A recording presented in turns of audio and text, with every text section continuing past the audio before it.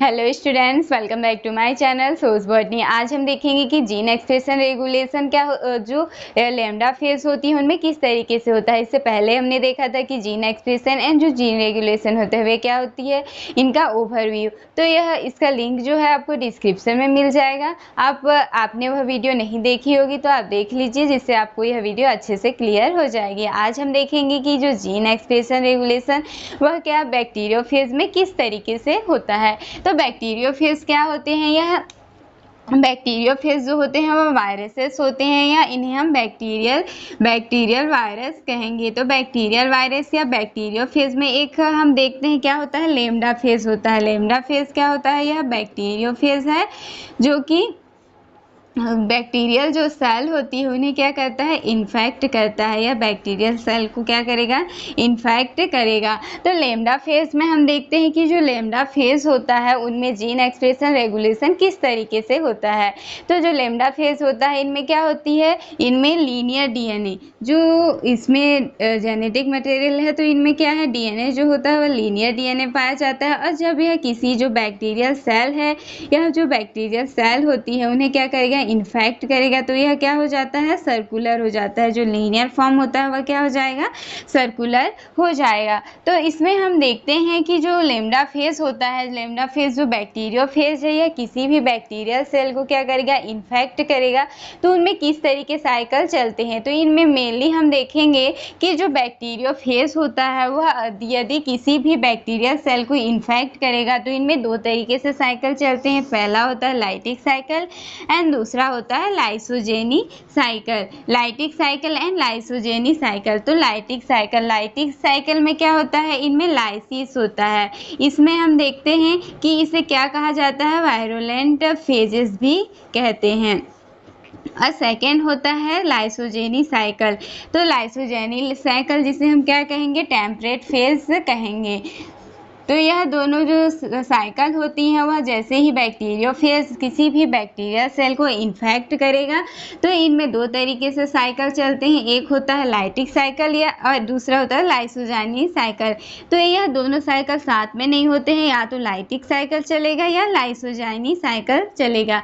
तो इनमें जो जीन एक्सप्रेशन रेगुलेशन होती है उसे देखने से पहले हम यह देखेंगे कि लाइटिक साइकिल क्या होता है एंड लाइसोजेनी साइकिल क्या होता है। सबसे पहले हम देखते हैं अटैचमेंट। जब भी कोई भी जो बैक्टीरियोफेज होगा वह क्या करेगा, किसी भी जो यह क्या है, बैक्टीरियल सेल है, यह बैक्टीरियल सेल होता है उससे क्या हो जाता है, अटैच हो जाता है। और जो अपना पेनिट्रेशन यानी अपना जो डीएनए होता है उसे पेनिट्रेट करवा देगा। इसमें सबसे पहले जो होस्ट यानी कि जो बैक्टीरियल सेल थी उनमें क्या आ गया, बैक्टीरियोफेज आ गया और उसका जो डीएनए हो या क्या कर दिया, एंटर कर गया। तो इसमें हम देखते हैं यह जो होता है यह बैक्टीरियोफेज का डीएनए होता है और यह बैक्टीरिया का डीएनए होता है। यह दोनों क्या होते हैं, अलग अलग होते हैं। तो उसके बाद क्या होता है, इनमें ट्रांसक्रिप्शन होती है। इनमें ट्रांसक्रिप्शन की प्रोसेस होती है जिसके द्वारा यह अपने जो बैक्टीरियोफेज होते हैं वह नए नए फेजेस बना लेते हैं और यह फिर लाइसिस के द्वारा क्या हो जाते हैं, बाहर निकल जाते हैं। इनमें बायोसिंथेसिस होगी, इनमें न्यू कैप्सिड बनेंगे, न्यू फेजेस बनेंगे और इनमें मैच्यूरेशन के बाद यह क्या हो जाता है, लाइसिस हो जाता है। लाइसिस जो होती है बैक्टीरियल सेल की, उसके बाद यह जो फेजेस होते हैं वह बाहर यह क्या हो जाते हैं, निकल जाते हैं। इसमें हम देखते हैं कि लाइटिक साइकिल कैसे चलता है और लाइसोजेनी साइकिल कैसे चलता है। तो इसमें सबसे पहले जो बैक्टीरियल सेल थी उनमें फेज आके अटैच हो गया, उसके बाद जो इसका डीएनए हो गया वह यहाँ पे आ जाता है। इसके बाद क्या होता है, इनमें दोनों अलग अलग डीएनए है। पहला होता है जो कि बैक्टीरियोफेज का डीएनए होता है और यह क्या है, जो बैक्टीरियल सेल है, जो होस्ट सेल है उसका डीएनए है। तो इनमें जो बैक्टीरियोफेज का डीएनए होता है वह क्या करता है, रेप्लिकेट करता है या इससे जुड़ता नहीं है, यानी कि यह दोनों क्या होते हैं, अलग अलग सेपरेट होते हैं। और जो बैक्टीरियोफेज का जो डीएनए होगा वह रेप्लिकेशन करेगा और इनमें नए नए कैप्सिड का सिंथेसिस होगा, इनमें न्यू फेजेस बन जाएंगे, वायरल प्रोटीन्स बनेंगे। अब यह जो न्यू बैक्टीरियोफेजेस होते हैं वह क्या हो जाते हैं, मैच्योर हो जाते हैं, मैच्योरेशन की प्रोसेस होती है। उसके बाद जो यह न्यू जो बैक्टीरियोफेज बन चुके होते हैं वह क्या कर देते हैं, इस बैक्टीरियल सेल जो होती है उसे लाइसिस करवा देते हैं और ये क्या हो जाते हैं, बाहर निकल जाते हैं। इसे हम क्या कहेंगे, लाइटिक साइकिल कहते हैं। यह लाइटिक साइकिल होता है। इसके बाद इसमें इसके अलावा इसमें और एक साइकिल होती है जिसे हम लाइसोजेनी साइकिल कहते हैं। तो लाइटिक साइकिल में हमने देखा कि जो इसका डीएनए होता है वह अलग से ही अपना रेप्लिकेट करेगा और इनमें फिर नए डीएनए जो बैक्टीरियोफेजेस होंगे, कैप्सिड होंगे, यह बन जाएंगे और यह जब मैच्योर हो जाएगा तो इसका जो सेल होता है उसे लाइसिस कर यह क्या हो जाता है, बाहर निकल जाता है। जो प्रोजेनी बने होती है, जो प्रोजेनी फेजेस होती हैं वह इन्हें लाइसिस कर बाहर निकल जाता है। इसे हम वायरुलेंट फेजेस भी कहते हैं। उसके बाद हम देखते हैं कि लाइसोजेनी साइकिल क्या होता है। लाइसोजेनी साइकिल में हम देखेंगे कि जो बैक्टीरियोफेज का डीएनए था वह होस्ट सेल में आ गया। उसके बाद क्या होता है, यह बैक्टीरियोफेज का डीएनए है, यह होस्ट सेल का डीएनए है, यह दोनों क्या हो जाते हैं, इंटीग्रेट हो जाते हैं। यानी कि यह बैक्टीरियोफेज का डीएनए होता है और यह जो होस्ट सेल जो बैक्टीरियल सेल्स होती है उनका डीएनए होता है। तो इनके डीएनए क्या हो जाते हैं, इंटीग्रेट हो जाते हैं, यानी एक दूसरे से जुड़ जाएंगे, जिससे जो इनके प्रोजेनी बनते हैं उनमें दोनों का जीनोम होता है। जो बैक्टीरियोफेज का भी डीएनए होता है और जो होस्ट सेल होती है उनका भी डीएनए होता है। इस तरीके से यह इंटीग्रेट हो जाते हैं। इसे हम क्या कहते हैं, प्रोफेज कहते हैं। हम देखते हैं कि जो लाइसोजेनी साइकिल होती है वह विभिन्न, अगर इन्हें प्रेरित किया जाए तो यह क्या हो जाती है, लाइटिक साइकिल करने लगती है। इसमें हम देखते हैं कि दोनों क्या थे, बैक्टीरियोफेज का जो डीएनए था और जो होस्ट सेल जो बैक्टीरिया था उसका डीएनए था, दोनों क्या थे, साथ साथ में थे।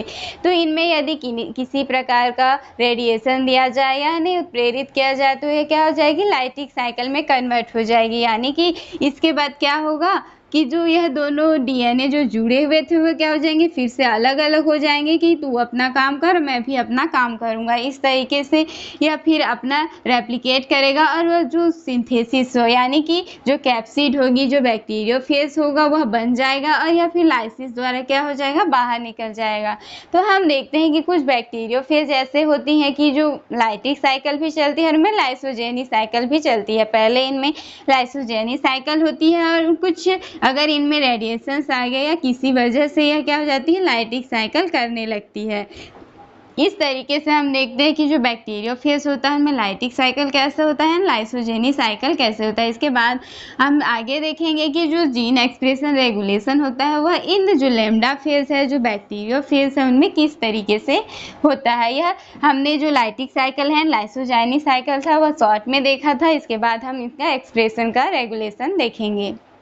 हम देखते हैं कि जो लैम्डा फेज होता है उनका बैक्टीरियल जीनोम में हम देखेंगे तो इनका जो जीनोम होता है उनका अगर जेनेटिक मैप किया गया तो इसमें देखा गया कि जो इनके जीनोम में 40 से अधिक इनमें क्या होते हैं, जीन्स प्रेजेंट होती हैं। इसमें हम देखेंगे कि ये genetic map of bacteriophage genome क्या होता है, यानी कि जो बैक्टीरियोफेज जीनोम है उनमें कौन कौन से जीन प्रेजेंट हैं और कौन कौन से प्रमोटर प्रेजेंट होते हैं। इसमें सबसे पहले हम देखते हैं प्रमोटर लेफ्ट वार्ड, यानी जो लेफ्ट साइड का प्रमोटर है वह किस जीन्स के लिए प्रेजेंट होता है। इसमें हम देखेंगे प्रमोटर क्या है, लेफ्ट वार्ड। या प्रमोटर लेफ्ट वार्ड क्या होता है, यह जो एन जीन्स होती हैं, C3 जीन्स होती हैं, C से INT जो इंटीग्रेस के लिए जो जीन्स होती है उनके लिए प्रमोटर होता है। यानी इसी के द्वारा RNA पॉलीमरेज आकर बाइंड करेगा और इनका फिर ट्रांसक्रिप्शन होगा और प्रोटीन्स बनेंगे। तो यह किसके लिए इंपॉर्टेंट होती है, जो लाइसोजेनिक साइकिल्स होती है उनके लिए इम्पॉर्टेंट होती है।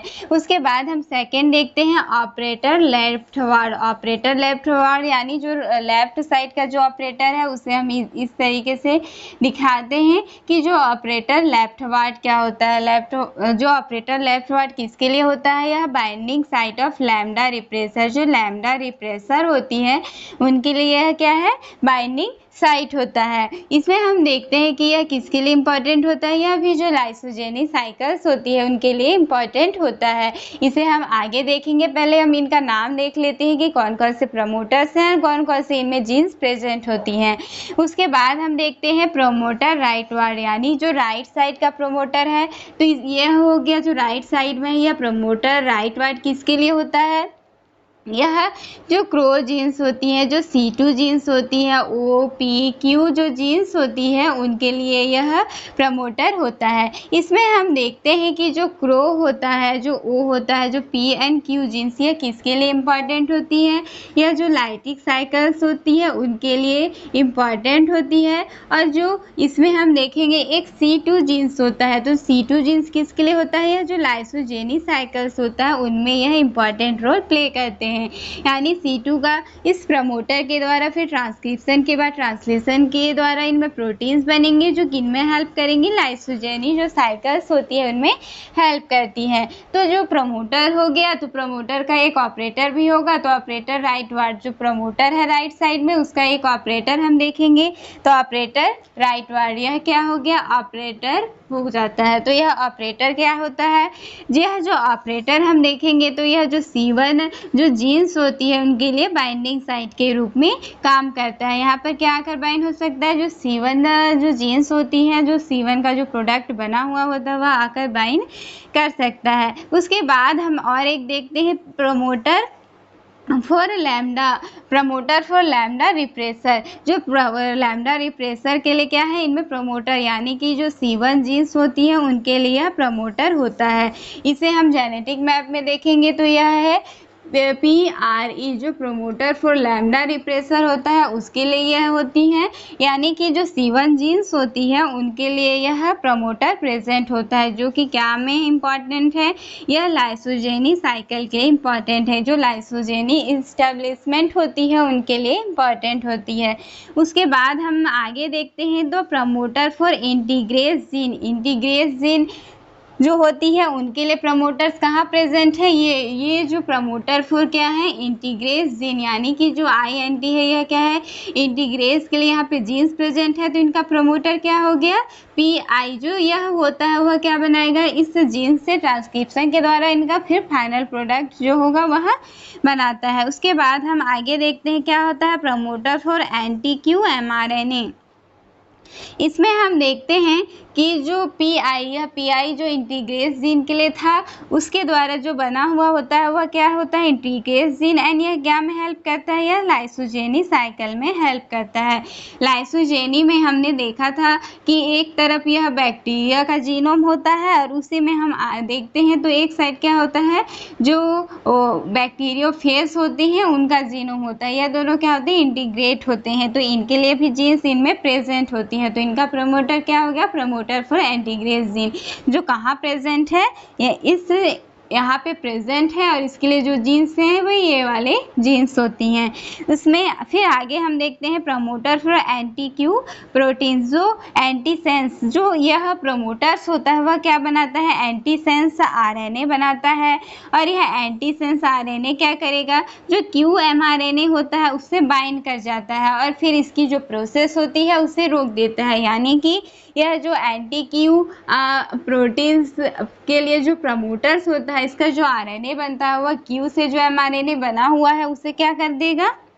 उससे बाइंड हो जाएगा और उसे रोक देता है। उसके बाद हम आगे देखते हैं तो क्या है? PRM, PRM कहाँ प्रेजेंट है? यह यहाँ पे प्रेजेंट होता है।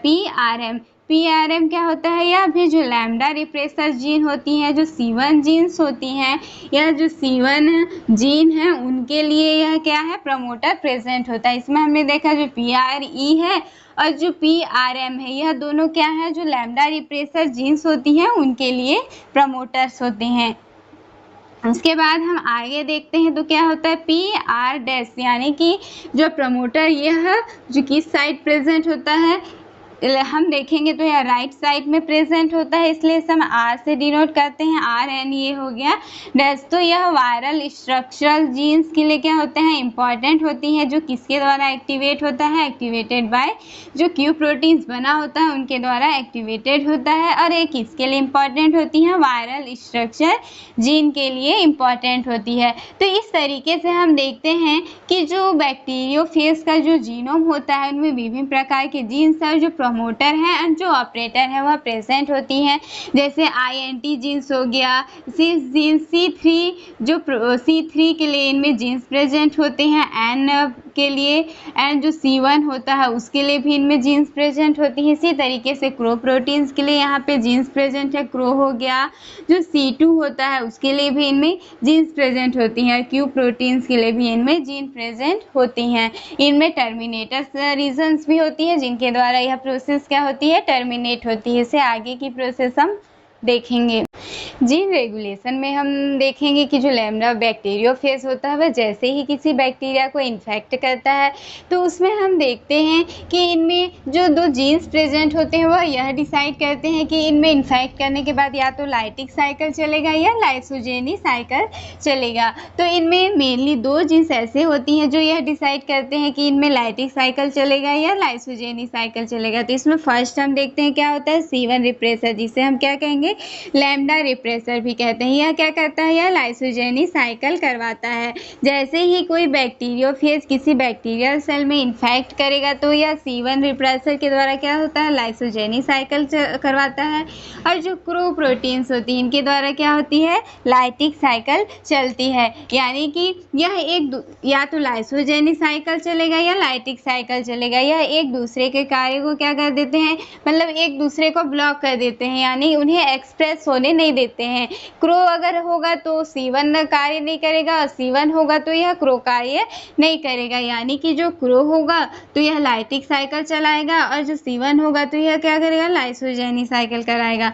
तो इसमें हम देखते हैं कि सबसे पहले यदि जो भी बैक्टीरियोफेज होता है वह बैक्टीरियल सेल को इन्फेक्ट करता है तो उसमें सबसे पहले जो जीन्स, अभी हमने देखा कि जो बैक्टीरियल जीनोम था उसमें cro genes and N genes और बहुत सारे जीन्स प्रेजेंट थे। तो इनमें सबसे पहले जो मेन जीन्स होती हैं क्रो जीन्स होती हैं, एंड जो एन जीन्स होती हैं इनका क्या हो जाता है, ट्रांसक्रिप्शन होता है और ट्रांसलेशन होता है, जिसके द्वारा क्या बनता है, प्रोटीन्स बनता है। तो यह क्या, इसे हम क्या कहेंगे, सबसे पहले इनका ट्रांसक्रिप्शन हो रहा है, इसलिए इसे हम इमीडिएट ईयरली जीन्स कहते हैं। इसमें हमने देखा था प्रमोटर जो left ward and promoter right ward. तो यह प्रमोटर लेफ्ट वाला प्रमोटर है एंड प्रमोटर राइट वाला प्रमोटर है। तो जो लेफ्ट वाला प्रमोटर होता है वह क्या करता है, एन का ट्रांसक्रिप्शन करवाता है। जो एन जीन्स प्रेजेंट है यहाँ पे उनका ट्रांसक्रिप्शन करवाएगा। और जो प्रमोटर आर होता है वह क्या करता है, जो इस लेफ्ट साइड में जो क्रो जीन्स होती है इनका ट्रांसक्रिप्शन करवाता है। तो इनका प्रमोटर्स में क्या आएंगे, सबसे पहले जो RNA पॉलीमरेज होती है वह प्रमोटर जो एल होती है, लेफ्ट वाला जो प्रमोटर होता है उसे क्या कर जाते हैं, यहाँ पे बाइंड कर जाते हैं, जिसके द्वारा क्या होता है, एन जीन्स जो होती है उनका ट्रांसक्रिप्शन हो जाएगा। और ट्रांसक्रिप्शन के बाद क्या बन जाएगा, प्रोटीन बन जाएगा, और एन का प्रोटीन्स बन गया। उसके बाद लेफ्ट वाला में हम देखेंगे कि जो क्रो जीन्स प्रेजेंट थी उसका प्रमोटर प्रेजेंट था, तो प्रोमोटर में क्या आ गया, RNA पॉलीमरेज आ गया। तो RNA पॉलीमरेज आ जाएगा तो क्रो का क्या हो जाएगा, ट्रांसक्रिप्शन हो जाएगा। यहाँ पे ट्रांसक्रिप्शन हो जाएगा और फिर जो ट्रांसलेशन की प्रोसेस के द्वारा यहाँ के क्या बन जाएगी, क्रो प्रोटीन्स बन जाएंगे। तो यह एन प्रोटीन बन गया एंड क्रो प्रोटीन्स हो गया। तो क्रो का हमने पहले ही देखा कि क्रो किसके लिए रिस्पॉन्सिबल होता है, यह लाइटिक साइकिल करवाता है। और एन का जो प्रोटीन्स बना है उसे हम देखेंगे, यह क्या होता है, एंटी टर्मिनेटर होता है। एंटी टर्मिनेटर यानी यह टर्मिनेशन की प्रोसेस होने नहीं देता है। जब यहाँ RNA पॉलीमरेज जब प्रोमोटर से आकर बाइंड करता है, इनमें जब ट्रांसक्रिप्शन की प्रोसेस स्टार्ट हो जाती है तो यह एक जगह पर जाकर क्या हो जाएगा, टर्मिनेट हो जाएगा, रुक जाएगा। लेकिन जैसे ही जो एन प्रोटीन्स बनता है तो यह क्या होता है, एंटी टर्मिनेटर होता है और इससे प्रोसेस को रुकने नहीं देता है, यानी उसे टर्मिनेट होने नहीं देता है, जिससे यह प्रोसेस क्या होगी, आगे चलती रहेगी। तो जो लेफ्ट साइड में जो जीन्स आएंगे वह क्या हो जाएंगे, उनसे प्रोटीन बनते जाएगा, और जो राइट साइड में जो जीन्स आते जाएंगे उनका प्रोटीन बनते जाएगा। तो इसमें हम देखते हैं कि जो लेफ्ट साइड होता है उसमें C3 जीन्स प्रेजेंट होती है। तो यह एंटी टर्मिनेटर के कारण इनका टर्मिनेशन नहीं होता है, और जो C3 जीन्स होती है उनका भी ट्रांसक्रिप्शन हो जाता है और इनके यह भी प्रोटीन्स बन जाते हैं। इसी तरीके से हम देखते हैं कि जो राइट साइड होता है उनमें C2 जीन्स प्रेजेंट होती हैं, तो इनमें भी टर्मिनेशन नहीं होगा और यह प्रोसेस चलती रहेगी, जिसके द्वारा यह भी C2 का भी प्रोटीन्स बन जाएगा। इसमें C1 प्रोटीन्स भी बन जाती हैं और जो C3 प्रोटीन्स होती हैं वह भी बन जाती हैं। यह C2 और C3 क्या करते हैं, यह लाइसोजेनी जो साइकिल्स होती है उनमें हेल्प करते हैं। इसके बाद क्या होता है वह हम आगे देखते हैं कि इनमें C2 प्रोटीन्स भी बन जाता है और जो C3 प्रोटीन्स भी वह क्या हो जाता है बन जाता है। और इनमें क्या हो जाएंगी, यह C2 और C3 क्या होती है लाइसोजेनिक साइकिल के लिए क्या होती है इम्पॉर्टेंट होती है। अब हम देखते हैं कि इनमें एक और प्रमोटर हमने देखा था PRE। यह प्रमोटर किसके लिए होता है कि जो C1 जीन्स होती है इनके लिए कौन प्रमोटर होता है, यानी कि इस जीन्स के लिए प्रमोटर कौन सा होगा, प्रमोटर फॉर लैम्डा रिप्रेसर या C1 जीन्स। तो इसके लिए प्रमोटर्स कहाँ प्रेजेंट है, यहाँ पे प्रेजेंट होती हैं। अब इसमें हम देखेंगे कि जो प्रमोटर होता है यह प्रमोटर RE होता है। इसमें सबसे पहले क्या आके बाइंड कर जाता है, जो C2 प्रोटीन्स बना हुआ होता है वह सबसे पहले आकर क्या हो जाएगा बाइंड कर जाएगा। तो इसमें हम देखते हैं कि जो C2 होता है वह क्या होता है अनस्टेबल होता है, और यह अनस्टेबल होता है इसे जो बैक्टीरिया यानी कि जो बैक्टीरिया का HFL जो प्रोटीन्स होता है वह क्या कर देता है डिस्ट्रॉय कर देता है, जिसके कारण अब यह डिस्ट्रॉय हो जाएगा तो फिर C1 का सिंथेसिस नहीं हो पाएगा।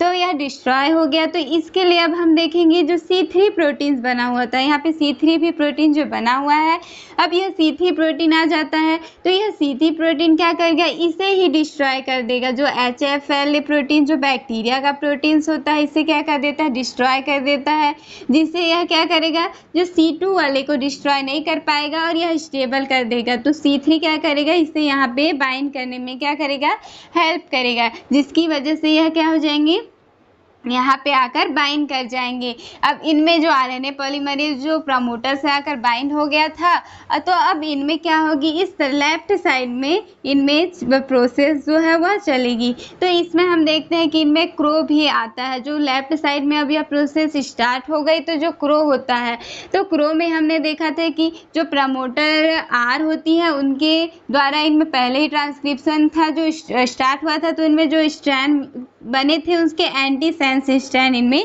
बनने लगते हैं। इस तरीके से यह डबल स्टैंडर्ड हो जाएगा जिससे इनका ट्रांसलेशन नहीं हो पाएगा और क्रो प्रोटीन्स क्या होगा नहीं बनेगा। अब इसके बाद जो इनमें प्रोसेस चलती रहेगी उसके बाद यहाँ जो C1 जीन्स होती है उनके द्वारा फिर इनमें ट्रांसक्रिप्शन हो जाएगा और ट्रांसक्रिप्शन के बाद क्या बन जाएंगे इनमें प्रोटीन्स बन जाएंगे। जो C1 जो प्रोटीन्स होते हैं वह बन जाते हैं। यह C1 प्रोटीन्स क्या होते हैं इनमें N and C टर्मिनल होता है, जिनमें कितने अमीनो एसिड्स होते हैं 236 इनमें अमीनो एसिड्स होते हैं। अब यह जो C1 होते हैं यह क्या कर देता है क्रो जो प्रोटीन्स होती है उन्हें रिप्रेस कर देता है। हम देखते हैं कि क्रो कैसे बना था कि जो प्रमोटर राइट साइड का जो प्रमोटर था उसमें RNA पॉलीमरेज आकर क्या हो गया बाइंड कर गया, जिससे क्रो प्रोटीन्स बन जाता है। तो C1 क्या करता है कि जो RNA पॉलीमरेज होता है उसे इस प्रमोटर जो रीजन्स होती है प्रमोटर राइट वाले उसमें आकर बाइंड होने से रोकता है और क्रो प्रोटीन्स को बनने ही नहीं देता, उसे क्या कर देता है रिप्रेस कर देता है। इसमें हम देखते हैं कि जो प्रमोटर रीजन्स होती है उनमें विभिन्न प्रकार के ऑपरेटर रीजन प्रेजेंट होते हैं, यानी कि जो लेफ्ट वाला होता है एंड जो राइट वाला होता है इनमें भी ऑपरेटर रीजन प्रेजेंट होती हैं। तो जो C1 क्या करता है C1 जो प्रोटीन्स बन गया था यह क्या करता है इन ऑपरेटर रीजन से आकर बाइंड कर देता है और इन्हें क्रो प्रोटीन्स जो होती हैं उन्हें बनने नहीं देता है, यानी उन्हें क्या कर देता है रिप्रेस कर देता है। यह जो C1 प्रोटीन्स होता है वह क्या बना लेता है डाइमर बना लेता है, और डाइमर बनाने के बाद यह क्या करेगा जो ऑपरेटर रीजन्स होंगे उससे आकर बाइंड कर देगा, और जिससे जो क्रो प्रोटीन्स के लिए जो RNA पॉलीमरेज प्रमोटर से आकर यहाँ पे जो बाइंड होता है वह क्या होगा बाइंड ही नहीं होगा, जिससे जो क्रो प्रोटीन्स होगा वह क्या होगा नहीं बनेगा।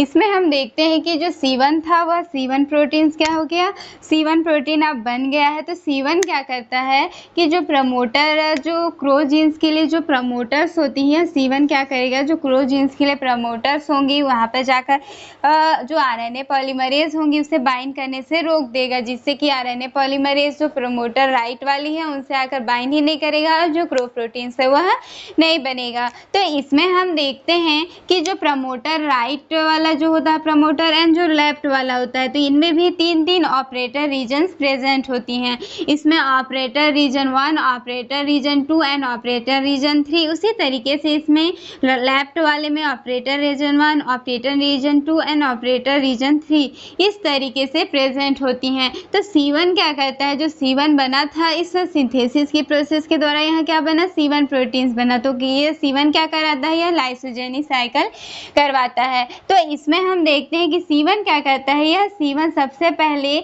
जो प्रमोटर राइट वाला होता है उसके जो वो ऑपरेटर रीजन फर्स्ट जो होता है उससे जाकर क्या करता है, बाइंड कर जाता है, जिससे कि जो आरएनए पॉलीमरेज होता है वह पीआर से बाइंड नहीं कर पाता है। जो आरएनए पॉलीमरेज जो पीआर से बाइंड कर रहा था जिससे क्रो प्रोटीन्स बन रहा था, तो वह आरएनए पॉलीमरेज इससे बाइंड ही नहीं करेगा, जिससे कि यह क्रो प्रोटीन्स नहीं बनेगा। अब क्रो नहीं बनेगा तो इसमें लाइटिक साइकिल तो होगी ही नहीं। उसके बाद हम देखते हैं कि ORN1 तो बन गया। अब ORN1 क्या करता है कि जो OR2 होती है इसे बाइंड करने में हेल्प करता है। तो C1 क्या करता है, OR2 से भी जाकर यहाँ पे बाइंड कर जाएगा। और जैसे ही यह OR2 से बाइंड करता है तो OR2 क्या करता है कि जो C1 का एक्सप्रेशन होता है उसे स्टिमुलेट करने का काम करता है। इससे और अधिक जो C1 प्रोटीन्स होती हैं उन्हें बनाने के लिए स्टिमुलेट करता है। इसी में हम आगे देखेंगे कि जो C1 होता है, C1 क्या करता है कि जो लेफ्ट वाले प्रमोटर जो प्रमोटर होता है उसका जो ऑपरेटर रीजन फर्स्ट होता है उससे जाकर बाइंड कर देता है, जिससे कि जो एंटी टर्मिनेटर जो प्रोटीन्स था, यह एन जीन से जो एंटी टर्मिनेटर जो प्रोटीन्स बन रहा था वह क्या होता है, बनता ही नहीं है, क्योंकि इनमें कि जो प्रमोटर रीजन है उसमें आरएनए जो पॉलीमरेज एंजाइम है वह क्या हो जाएंगे, आके बाइंड ही नहीं होंगे। और आरएनए पॉलीमरेज आके यहाँ पे बाइंड नहीं होगा तो एन प्रोटीन जो है वह नहीं बनेगा, और एन नहीं बनेगा तो उनमें जो एंटी टर्मिनेटर होंगे यानी जो एंटी टर्मिनेटर प्रोटीन्स होंगे वह नहीं बनेंगे। अब एंटी टर्मिनेटर क्या करता था कि टर्मिनेशन की प्रोसेस को रोकता था, जिसकी वजह से C2 और जो C3 प्रोटीन्स थे वह भी क्या हो रहे थे, बन रहे थे। तो अब जो एंटी टर्मिनेटर ही नहीं बनेगा तो जो C2 और C3 होगा वह भी नहीं बनेगा। तो यह इस तरीके से जो क्रो प्रोटीन्स होती हैं एंड जो एन के लिए जो एंटी टर्मिनेटर प्रोटीन्स होती हैं उन्हें क्या करता है, बनने ही नहीं देता है। या पीआर जो होती हैं और जो पीएल होती हैं इन्हें क्या कर देता है, ब्लॉक कर देता है। इसमें हम और एक प्रमोटर देखते हैं। प्रमोटर जो होता है लैम्डा रिप्रेसर यानी के लिए, यानी कि PRM जो होता है यह क्या करता है, यह C1 के एक्सप्रेशन में हेल्प करता है। यह जो PRM होता है यह भी C1 का सिंथेसिस करवाएगा, इन्हें एक्सप्रेशन में हेल्प करेगा, इसे और अधिक बनाएगा। तो इनमें या तो प्रमोटर PRM वाला एक्सप्रेस होगा या PR वाला होता है तो इनमें क्रो प्रोटीन्स बन जाते हैं, जिससे क्या होता है, लाइटिक साइकिल चलता है। और PRM होगा तो इनमें क्या होगा, C1 का सिंथेसिस होगा, जिससे इनमें क्या चलेगी, लाइसोजेनी साइकिल चलेगी।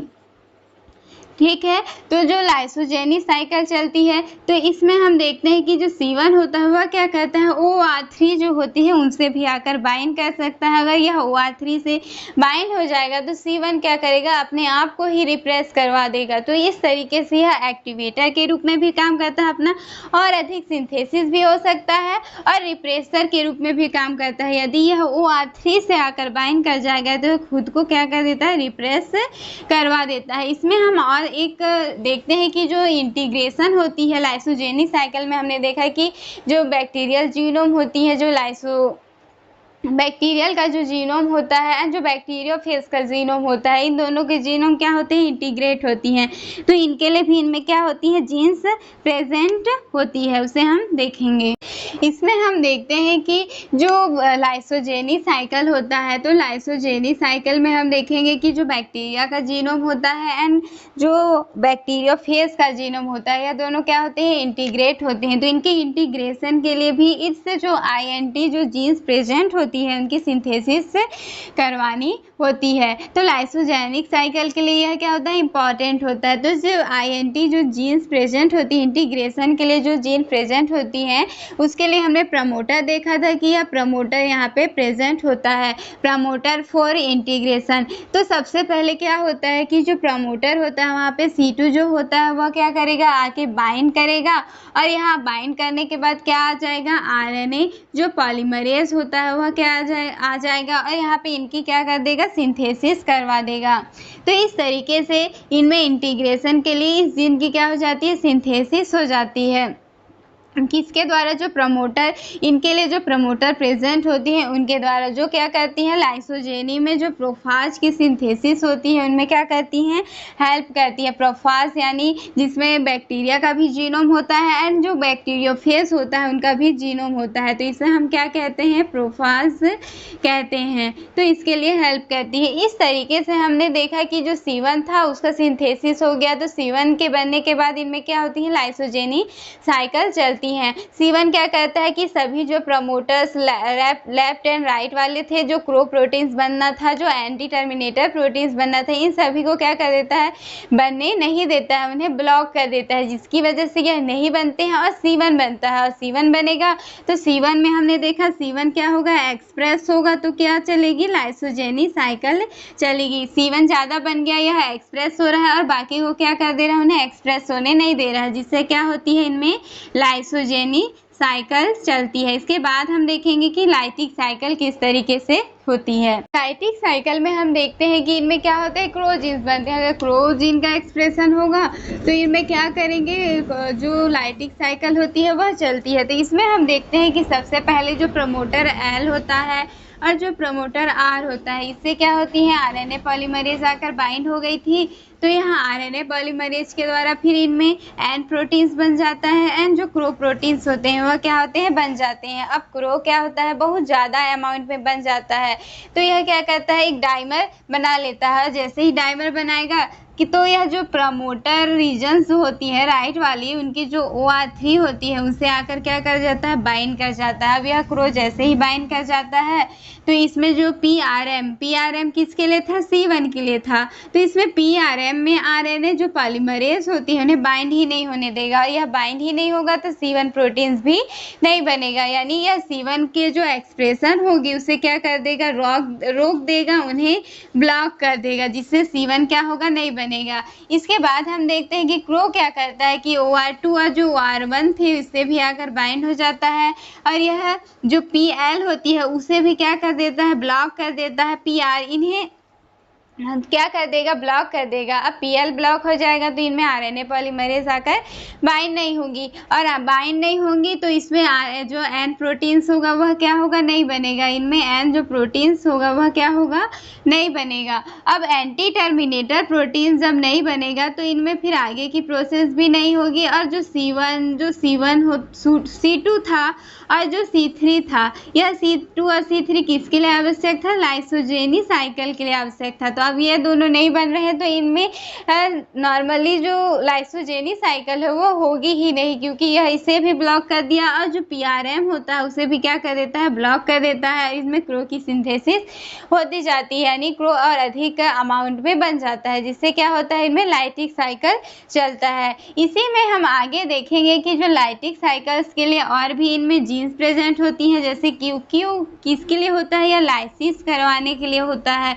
क्यू जीन्स लाइसिस में हेल्प करता है, एंड जो कैप्सिड फॉर्मेशन होती है उनमें क्या करता है, यह हेल्प करता है। कैप्सिड के फॉर्मेशन में यह क्यू जीन्स क्या करती हैं, हेल्प करती हैं। तो राइट साइड में जो क्यू जीन्स होती हैं, अब इनका क्या होता है, ट्रांसक्रिप्शन होता है, और इनके लिए भी यहाँ पे क्या है, प्रमोटर प्रेजेंट है, जिसके द्वारा क्यू जीन का ट्रांसक्रिप्शन होगा, और ट्रांसलेशन के बाद क्या बनेंगे, इनमें क्यू प्रोटीन्स बनती हैं। अब क्यू प्रोटीन्स बनती हैं तो इनके आगे जो लेट जीन्स होती हैं, आने वाली जितने भी लेट जीन्स होती हैं उनका भी ट्रांसक्रिप्शन हो जाता है, और उनमें फिर प्रोटीन्स बनती हैं। इस तरीके से जो क्यू प्रोटीन्स होता है वह किसके लिए आवश्यक होता है, यह लाइटिक साइकिल के लिए आवश्यक होता है, जो कि लाइसिस करवाता है, और जो कैप्सिड फॉर्मेशन होता है उसमें क्या करता है, हेल्प करता है। और यह प्रोसेस क्या होती है, कुछ समय के बाद यह होती है टर्मिनेट हो जाती है, क्योंकि इधर भी टर्मिनेटर रीजन जो होते हैं वह प्रेजेंट होती हैं, जिसके द्वारा यह प्रोसेस क्या हो जाएगी, रुक जाएगी, और इनमें क्यू प्रोटीन्स बन जाएंगे, जो कि लाइटिक साइकिल में हेल्प करेंगे। इसमें हम देखते हैं कि क्रो पहले बनेगा या C1 जो होती है वह पहले बनती हैं, तो जो पहले बन जाएगा वह साइकिल चलती है। यदि क्रो बन जाएगा तो इनमें लाइटिक साइकिल चलेगी, और जो C1 बन जाएगा तो इनमें क्या होंगे, लाइसोजेनी साइकिल चलेंगी। जो जल्दी बनेगा वह एक दूसरे को क्या कर देगा, ब्लॉक कर देगा, उन्हें एक्सप्रेस नहीं होने देगा, जिससे यह साइकिल चलेगी। यानी C1 लाइसोजेनी साइकिल चलाएगा, और जो क्रो होगा उसके द्वारा क्या होगी, लाइटिक साइकिल चलेगी।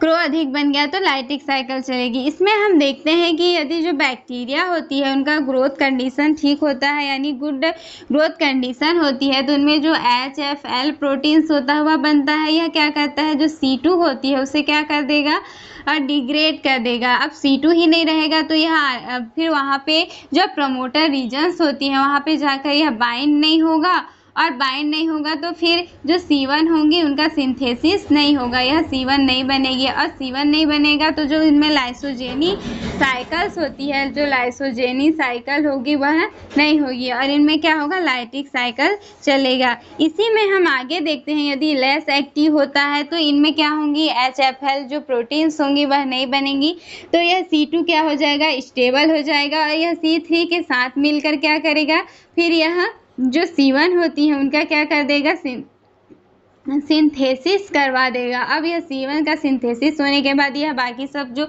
रीजन्स होंगे, यानी कि जिससे क्रो प्रोटीन्स या जो भी बन रहा होता है उसे क्या कर देगा, ब्लॉक कर देगा, और यह C1 का सिंथेसिस हो जाएगा, जिससे क्या होगी, फिर लाइसोजेनी साइकिल चलेगी। यानी इनकी कंडीशन पर निर्भर करता है कि इनमें लाइटिक साइकिल होना है या लाइसोजेनी साइकिल होना है। इस तरीके से हमने देखा कि जो बैक्टीरियोफेज होती है उनमें विभिन्न प्रकार के जीन्स प्रेजेंट होती है, जिनके आधार पर उनके जो एक्सप्रेशन है उन्हें रेगुलेट किया जाता है। यानी कि इनमें या तो लाइटिक साइकिल चलेगी या तो लाइसोजेनी साइकिल चलेगी। कुछ बैक्टीरियोफेज ऐसे होती हैं जिनमें पहले तो लाइसोजेनी साइकिल चलती है, और यदि उन्हें किसी प्रकार का प्रेरित कर दिया जाए, किसी प्रकार का रेडिएशन दे दिया जाए, तो उसमें क्या होती है, लाइटिक साइकिल चलने लगती है। इसमें विभिन्न प्रकार के जो जीन्स होती हैं उनके आधार पर ही इनमें क्या होता है, उनका लाइटिक या लाइसोजेनी साइकिल चलते हैं। आई होप यह वीडियो आपको अच्छी लगी हो तो प्लीज़ मेरे चैनल को सब्सक्राइब कर दीजिएगा। जो टेलीग्राम चैनल का लिंक है वह डिस्क्रिप्शन में दिया हुआ है। Thanks for watching.